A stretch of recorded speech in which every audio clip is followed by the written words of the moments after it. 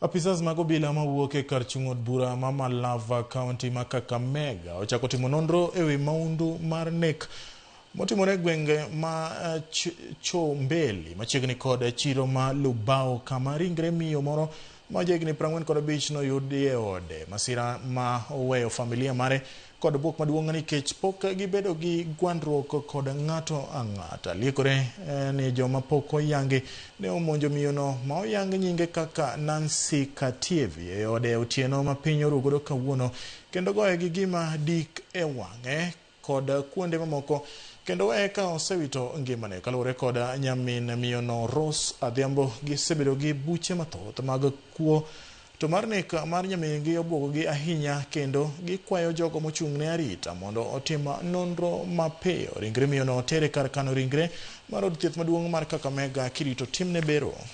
Lala hapo chini, damu iko kila mahali. Aswa hapa Lubao hatuna security ya kutosha. Si kisa ya kwanza kufanyika hapa mahali kwa my cousin na hata kwangu, kwa sababu ya neighbors tumenunua kwa mtu mmoja. Kila wakati tunaibiwa, kila wakati tunavunjiwa nyumba tukiibiwa. Sasa hii ni kisa ambayo imetushtua sana sana kabisa. Tunashindwa leo ilikuwa namna gani, hata wangeiba tu kama kawaida na watoke kuliko kumuua. Nanzi amekuwa rafiki wa kila mtu, ni mama mwenye furaha, ni mama mwenye kusaidia.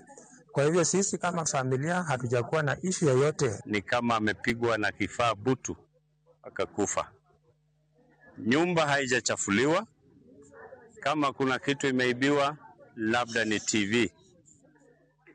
Vitu zote zilikuwa intact.